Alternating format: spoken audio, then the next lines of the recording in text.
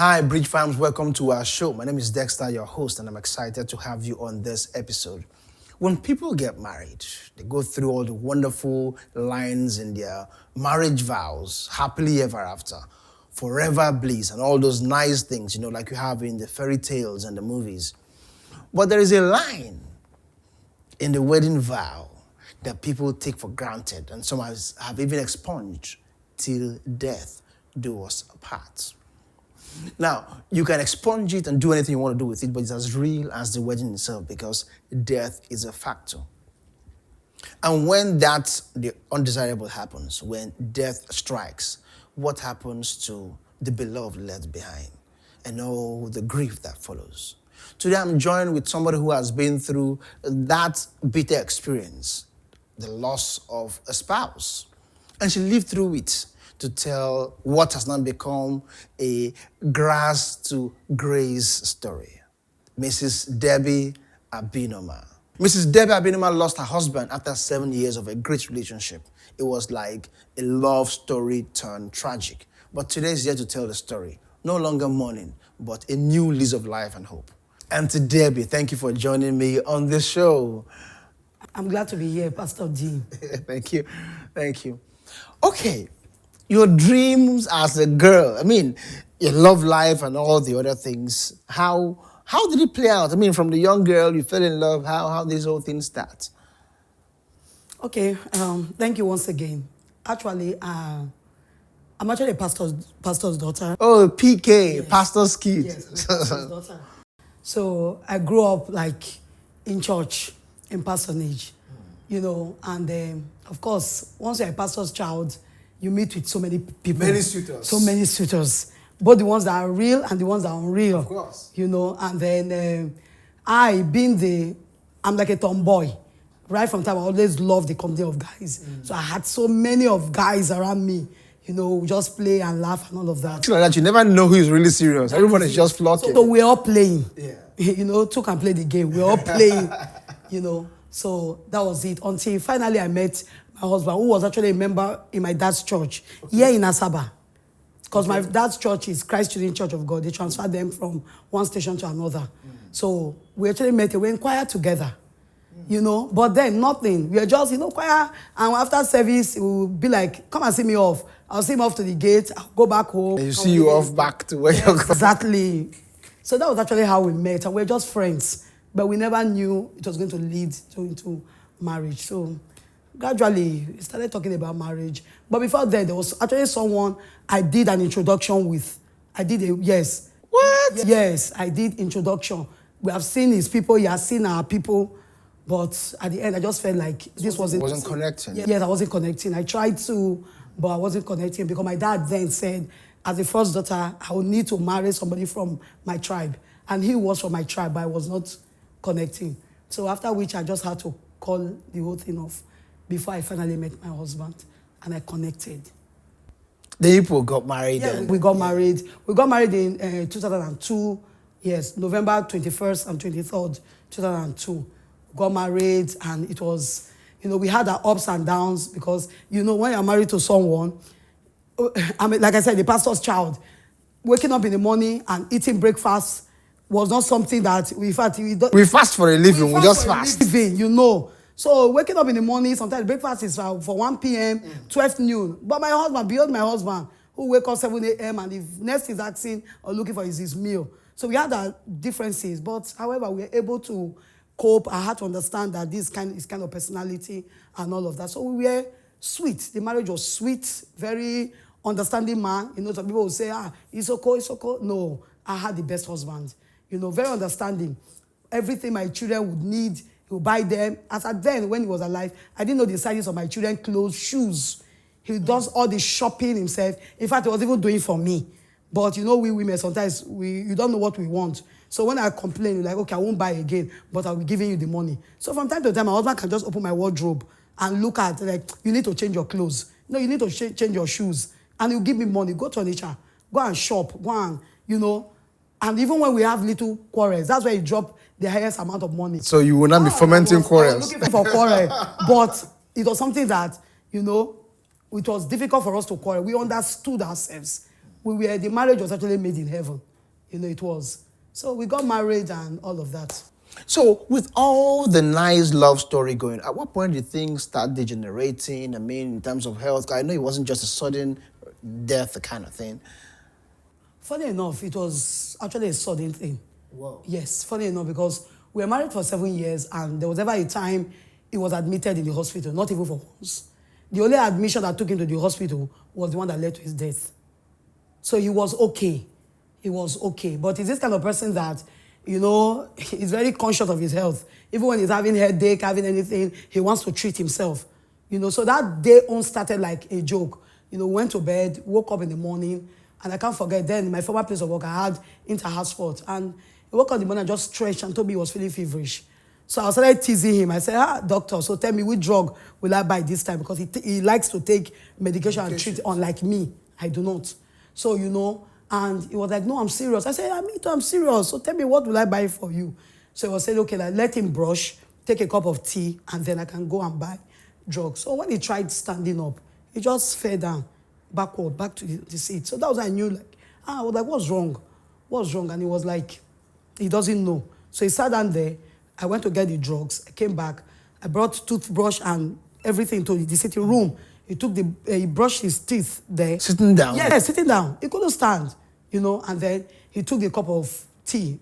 That's cocoa, not really tea, cocoa. His mom was around, so the mom was there. The mom was like, okay, let me just help you observe him. Go for your inter-house sport, So that was how I left, and then left him there, went to school. And by the time I returned back from school, he was still there. So that was where I told the mom that, no, this is not usual. Like, he has been here since I left. I came back around 12. I couldn't stay. I was just worried. So that was how the mom said, let's take him to the hospital. And then we got a cab. He couldn't walk. The cabman had to assist me. We carried him and put him to the car. At this point, you were getting scared or getting concerned? I was getting scared because, we went to bed. We were always playful, always teasing each other, always. So we went to bed happy. It wasn't like anything was wrong, So waking up that morning and seeing something like that was really, So we went to a hospital. That was a Afolabi hospital then at Nightel. That's where we took him to. And the doctor was like, how long has he been sick? How long has he been sick? And I was like, this is just. He said, no, that his pulse, that he cannot find pulse, that his heart, just like a joke. I was like, what was happening? Then they took some things and started putting all the drips and everything. And then they went to do tests. So I kept asking the doctor, what was wrong? What was wrong? What was wrong? And the doctor was like, calm down, madam, calm down. And the test result we had the following day. Yeah. So by the following day, the test results came out and they said it was hepatitis B.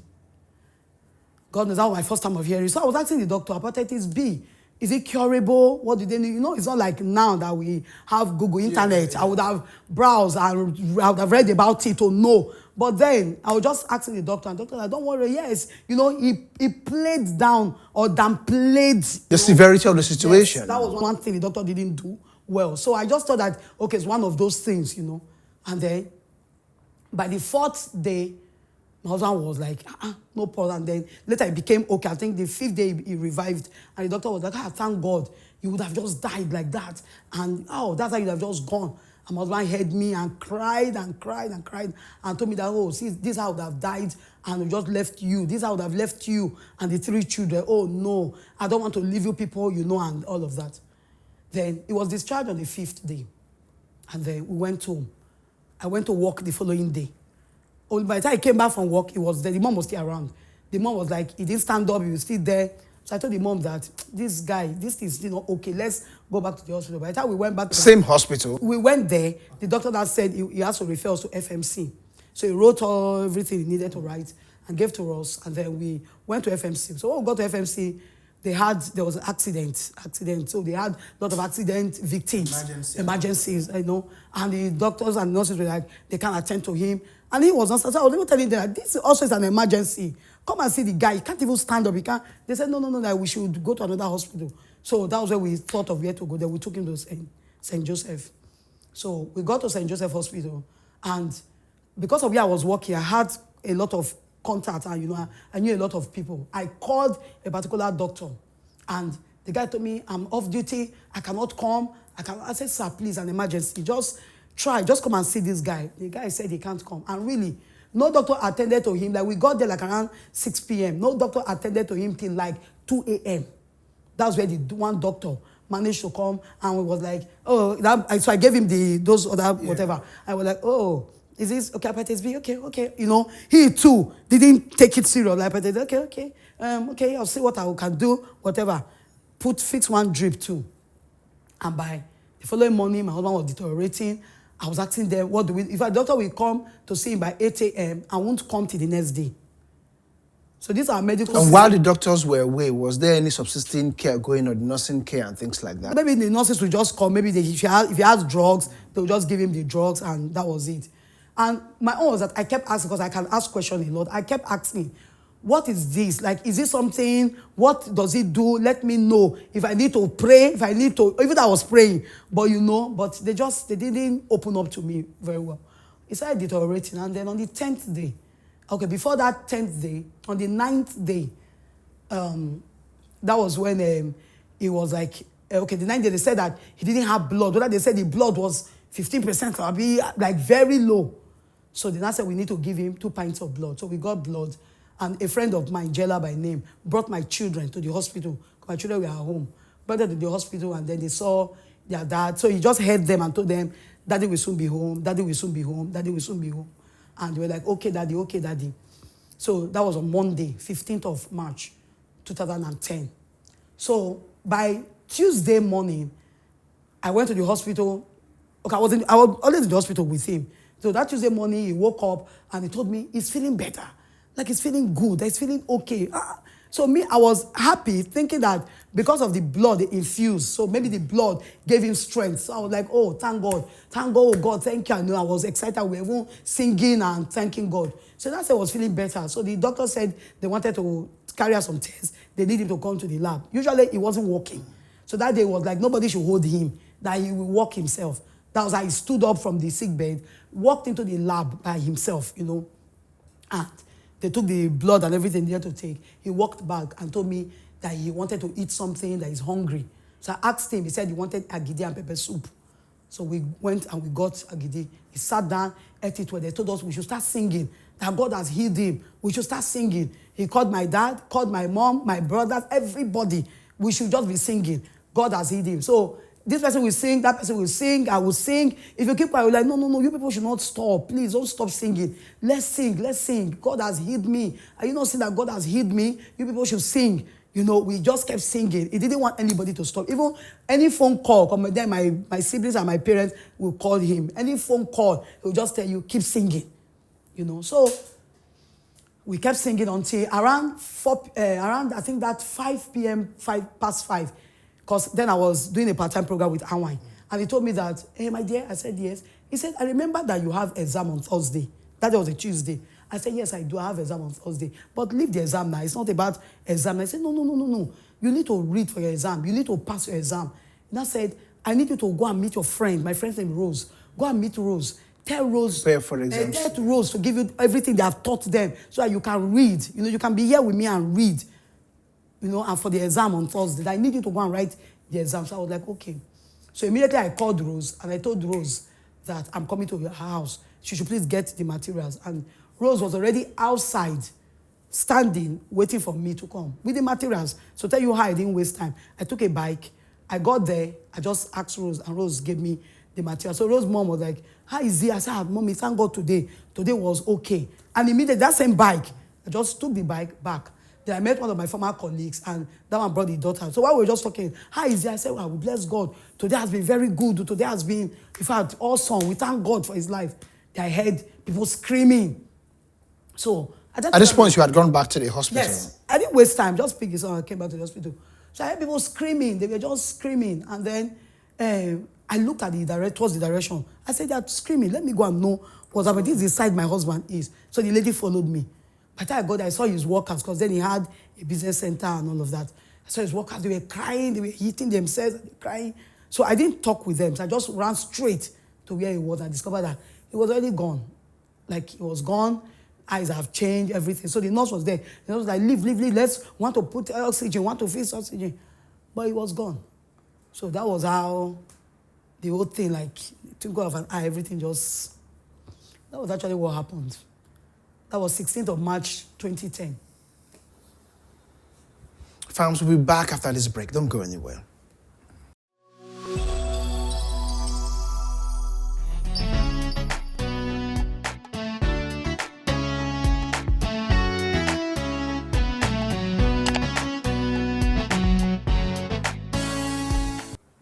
Welcome back. You're still on to the Dexter's Bridge Show. And today's story is not the type that leaves you with a high spirit because it involved the loss of a loved one. And Debbie Abinoma has been through that point where nobody wants to go through. Her husband has just died after about 10 days of being ill. And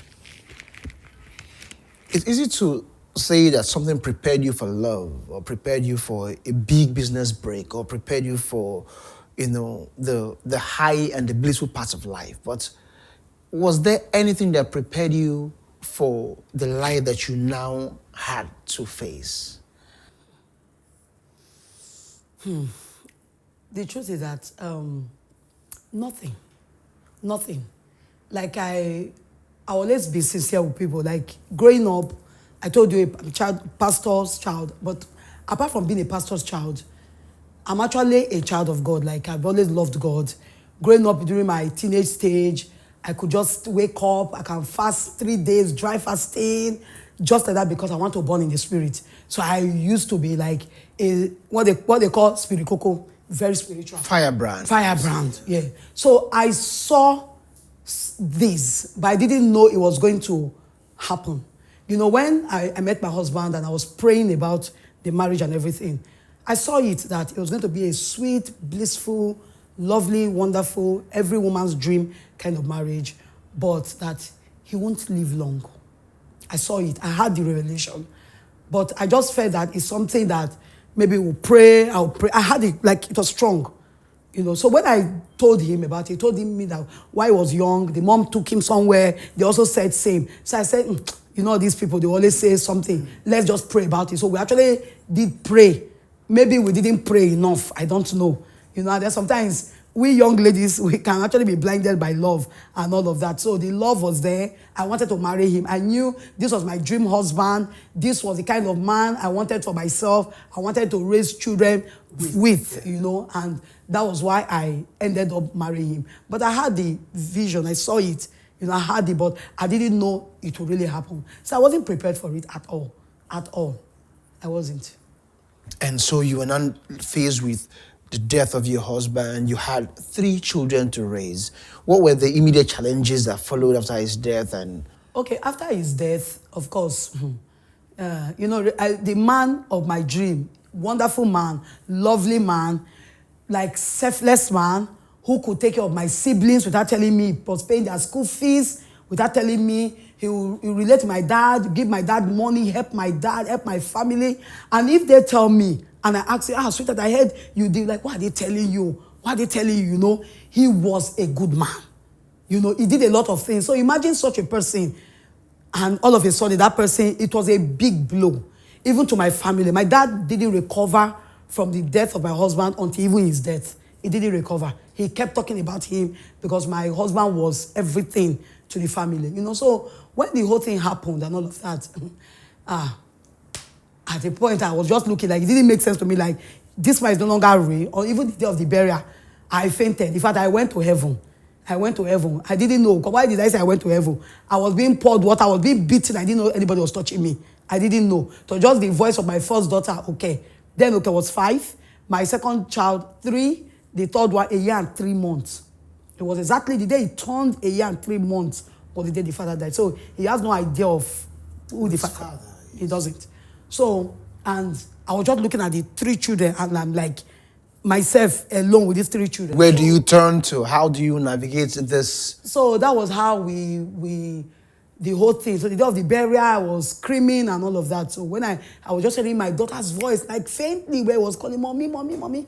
By the time I opened my eye, like I came back, gained my consciousness. That was how I discovered that they were hitting me and pouring water. I didn't feel anything, So I just told them then that I wanted to die. Like there was no need living. That where will I start from? What's the essence of living without this guy?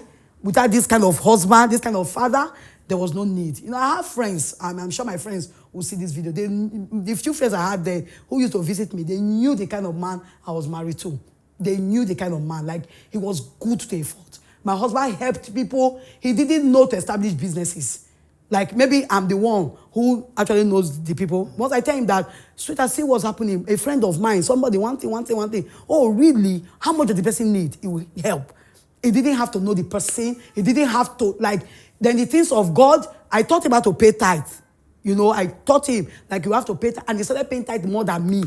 He would take care of pastors' children, anything. So you're just a selfless man. He was a selfless man. So him dying was a big, huge blow. You know, so after the whole thing, I was not like, I knew how many times I drove and I almost like hit, accident. How many times there was one I was carrying my friend, praise and name, and we almost entered the ditch. I was not driving, but I was gone. And she just screamed, Auntie Debbie, you know, before I gained consciousness, like, you know, I just wanted to die. That was it. I wanted to end life. Like, let me just go. Then somebody would ask me, what about the children? I wasn't thinking about the children. As far as I was concerned, my world had crumbled, yeah. So I just wanted it, like, the children will be fine. Let them, anyhow, they'll be fine, you know. So that was it. And then we continued with life. I continued with life. We went for the burial a month after. He was buried 16th of April. He died 16th of March. 16th April, he was laid to rest. And then I returned back and... So how would you say you found the highest strength and support? Because you had been going through different bouts of derealization, of almost being suicidal, and now you didn't even know how to move on. So where would you say you found or you drew your immediate strength, to make you start facing life again and finding some kind of glimmer of hope? Okay, first of all, I will say the place of the Holy Spirit in everything is very key. Powerful. The place of the Holy Spirit is very key. That's one. Then also, when you have people, I tell people, it's not about the money, but the greatest thing you can ever have is having people. You know, God planted the right people around me. First, my dad, of blessed memory. You know, my dad, you know, he was so concerned about me. And then my former boss, Auntie Abby of Playland School. First of all, when I returned, Auntie Abby looked at it because the only car... Okay, I didn't talk about the story. My husband was doing well. Very smart guy, working in the bank, but he had other businesses. And a lot of people thought he was flexing with bank money. But my husband had a lot of... Very smart guy, you know. If he enters here, he can just produce nothing out of... enterprising person, you know, very enterprising. Very enterprising. And then we were okay until he had court case. So before his death, everything went down the drain. Everything. We had 3 plots of land in Asaba. Because of court case, he sold the 3 plots of land. The only car then was using Audi 80, knocked engine. The house we were living in then at Governor Street, our last rent was due. The shop he was managing, because then when he had the issue with the bank, they stopped him from coming to work. So he just used the little money to get that business center. We're managing it. The rent was due, so there was nothing. Pastor D, my husband died, leaving absolutely nothing. The 14,000, because like I said, we're so close. So everything about his finances, I knew. Everything about mine, he knew, you know. So the 14,000 that was left in his Access Bank was sent by my dad while he was sick. And I couldn't retrieve the money because I didn't want to leave him to go to the bank. So that was the only money left. There was nothing left anywhere. So why he died, imagine, so you can understand why I said I wanted to die, because I didn't know where to start from. You know, so why when I returned, the first thing my dad did was that my dad said, okay, we need to, you know, trying to encourage me as my father. And then my boss, Auntie Abby, then said that, okay, the first thing we'll do, she took the Audi to the school mechanic, they fixed the Audi. The house rent, I told them I wouldn't stay there because turn left and right, I'm seeing my husband. I wouldn't stay. So we got another apartment. The landlord just told me I should just go with my problem. I should not even bother paying. So that was how I left and got another place and then tried to change cutting, change best friend, change everything. You didn't want anything reminding you of him. But one thing, I later came to realize that he's not by, you know, it was he lives inside, yeah. Inside. So I tried to change everything, but it was still there. And then I looked at my son and I said, how do I raise a son all by myself? Because we have this mindset that any child, especially a boy, raised by a single mom, most times they end up becoming useless and all of that. I was like, so how will I sit down to raise this boy all by myself? My son was a year plus. 1 year plus, without a father, without any, what will I do? How will I raise this boy very well? So it was a burden to me. But I started then, and Chabi placed the children on scholarship. Wow. That was the first thing she did. She told me no school fees. So that one helped me balance. She and my dad brought money and rented an apartment for me. And I said, now I look at myself, and I told myself, I called, you know how you call yourself? So I called myself. I said, Debbie, this is your reality. Before you were born, before God created you, before you got married to Donald Abinoma, God already had made you for a purpose. So Donald, yes, was part of the dream and part of the... But your life was already on course and designed, and you had to take that course. The Bible said it, before you were formed, I knew thee. So God even knew that day was going to come. So I had to tell myself that you need to stand up, you need to wake up, and one thing you shouldn't do is pity, making people pity you. So I killed that notion of carrying this thing on my head that, oh, I'm a widow, let me beg, it died. I told myself that you are strong, anything you want to do, you do. And God assured me that I will send helpers your way. So I started home lesson, Pastor Desta.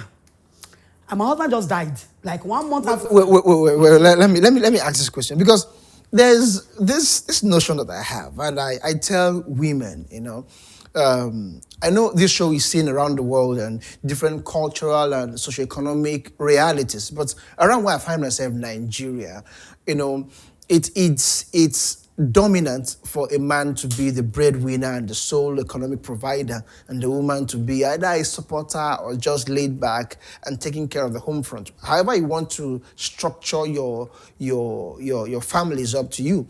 But you have these women who have the opportunity and the right circumstance for them to engage in some kind of economic activity, and for whatever reason, either their choice or laziness or whatever it is, they refuse to get their hands dirty in terms of engaging in some kind of economic venture.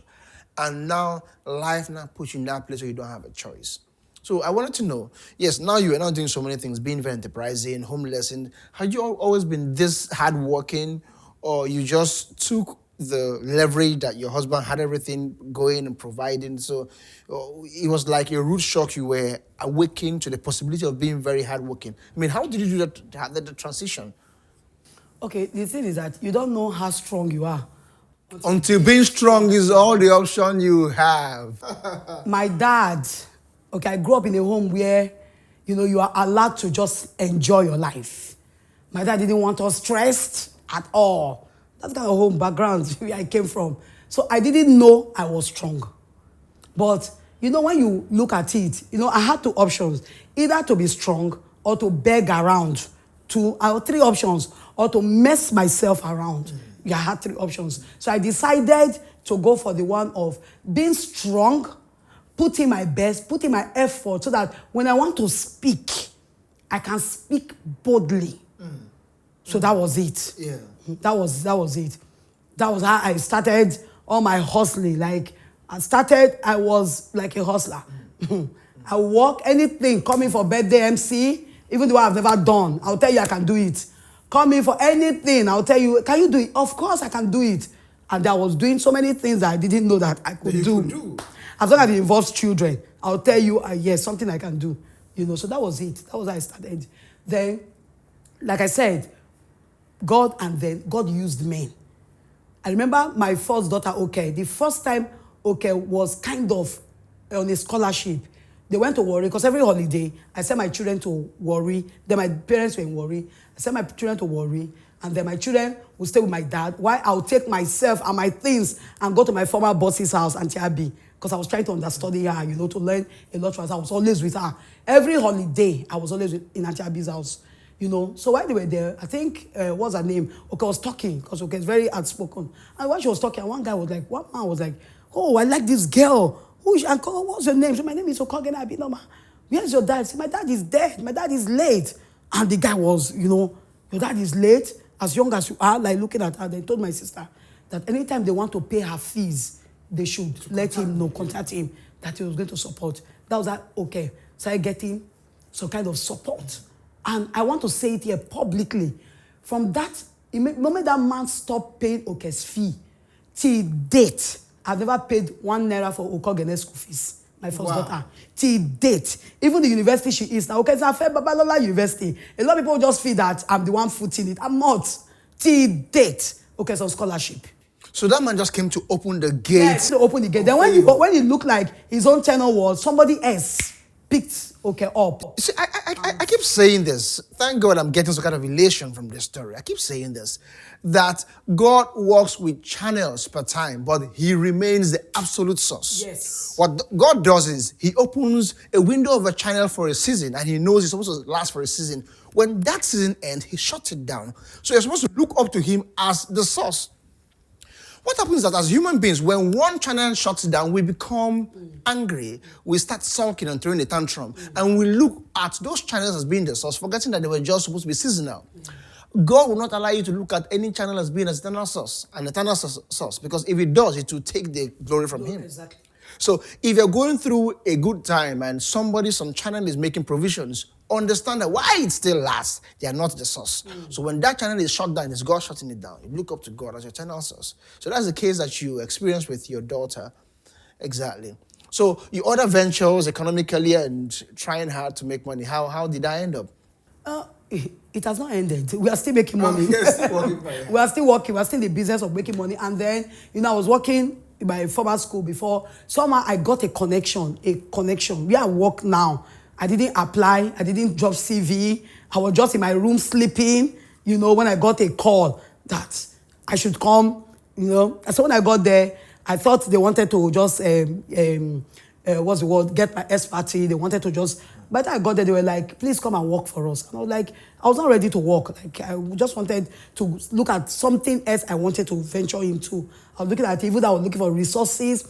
And one mind was like, you don't have the money yet for this thing you want to do. So just work. Why don't you just... So I also prayed about it and told 1 or 2 friends, like, look at it. And they were like, take it. It's a new school. Just take it up, And you see, at this point, I know a little about you. You've become like a huge resource person in the educational sector. Exactly. And going by the theory of desirable difficulty, would you have been where you are had your husband not died? Because I think you've developed some kind of huge capacity, and everybody who is in the educational sector around this place, they know you, and you've pushed frontiers. And so, do you think you would have been where you are had your husband not died? That's a very difficult question to answer. Okay, let me say this. Growing up, like I told you, always praying and fasting, I used to hear God. I knew I was called into a ministry. God told me that he has called me into a ministry, but I didn't know what the ministry was about. Because of that kind of church, I didn't want to marry a pastor. I never liked it. I was like, God, no, I can't be a pastor. Then when you talk about ministry, you just feel like you just to go and marry a pastor to become a pastor yourself. So I was like, no. Until I started growing up and I started seeing the way God was channeling me towards children. Let me say this. When my husband was even alive, my husband opened a huge business for me. Communication business, where they were selling MTN. In fact, we were like the middlemen. Yeah, at the time where telecoms was new in Nigeria. My husband had a lot of booths where people make phone calls. Those days they used to pay money. Yeah. We had those. He opened the business for me. I was like CEO. But you know what? I cried and went to my boss and told my boss that I don't want to stop working with children. And in fact, my boss had to discuss with my husband. They had to do something where I will close earlier than others. Because I told her that I think this is where I want to be. So I don't know if my husband will to be alive, but I think maybe, but not to this capacity. Why did I say so? I wouldn't have been able to leave his house to go and stay with my boss like I was doing. Every holiday then, every year, for at least 5-6 years, I didn't have a life. Every holiday, I'll send my children, carry my bag, stay with her. So it was that process of understanding her that made you become. Exactly. Then she was very open to me. She knew I had something. So she was very open, really open to groom me. Like she was teaching me, she was telling me, showing me a lot of things. She was really very open to me. So to that period that I learned a lot. Then I started attending trainings myself. Like I've been to Dubai for an educator training. I've been to the UK. I've been Lagos. I cannot count how many times. Different trainings. You understand? And all these came because you made yourself available to learn and to become. Like I'll tell you guys, what you have, you can lose. But what you become, you cannot lose. The story gets interesting. We'll be back after this break. Don't go anywhere.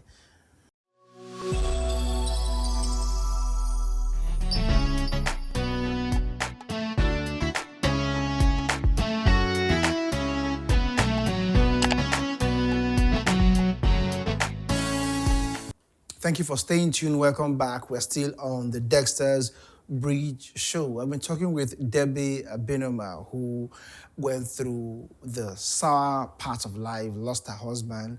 And interestingly, like I would always talk about the concept of desirable difficulty. Her life has taken a turn that arguably it might not have taken if her husband hadn't died. She's at the point where she's a huge resource person in the education sector, and a lot is going on now. But I'd like to ask you, did you ever consider remarriage? Was it an option at any point in time? Okay, there was actually a time, when my son especially, who was very young when the father died, actually desired that I get him a father. A father figure? Yes, he was actually on me.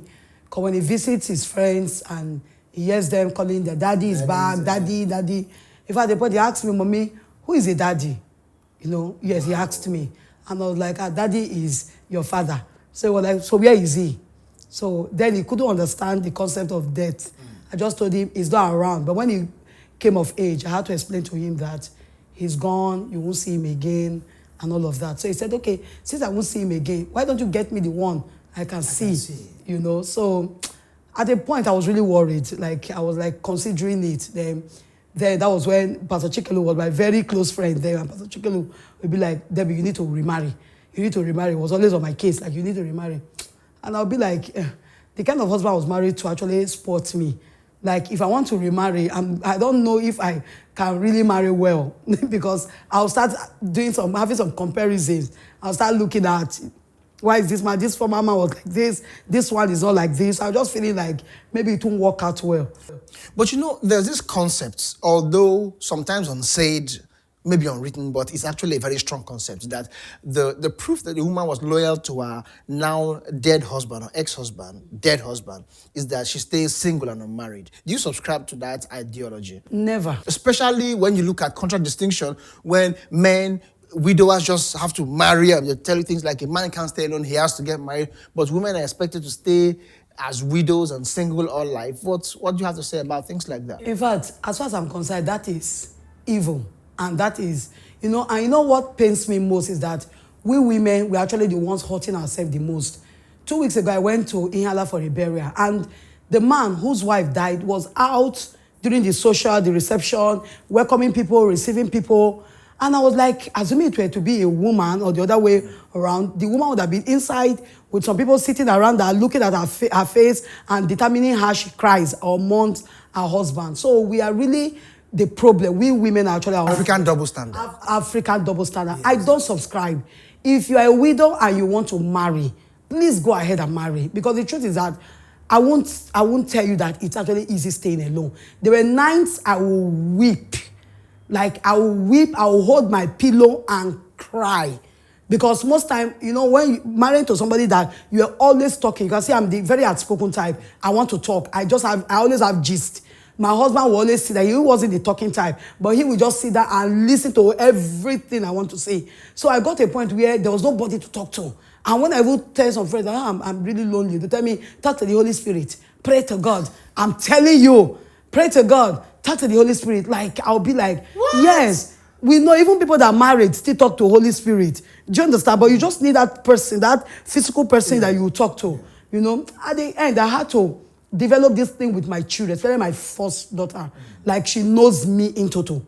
So I had to develop this thing up. There are certain things sometimes I say to her, like, is this not too big for this girl to really know about at her age? But, as is the nature of a woman, women are very expressive. So I would want to say something to someone So at that time, it was really difficult. I was desiring it, like I wanted to marry. But I got to a point, Pastor, the point I am in now, I don't think so. You are not saying you are under any pressure either to marry or to not marry. Your state as being single is entirely your decision and reasons best known to you. Okay, as at that time, I was actually considering the ages of my children.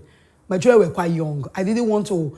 That was when, yes, it was like I wanted to. There was a time, yes, it was like a desire. I wanted to get married. But I would look at the children like, by the time I get married, and then I would still be able to maybe give birth. I was like, I don't know what's going to happen with my attention be taken away from these children. Will the man accept them as children? I had all those things so I was able to. That was why I didn't want to marry as at that time. That was like 5-6 years after the death of my husband.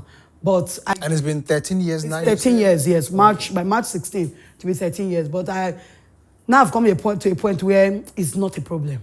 Like it's not a problem. So, if you find love now, will you still remarry at this stage? Well, if I find love and I have other things I'm looking out for. Love and other things in between. Yes, love and if other the things. are all perfect. And the conditions, of course, why not? You heard it. So if you are the perfect guy, an accomplished woman, everything ticked. You know what to do. I will not put ideas in your head.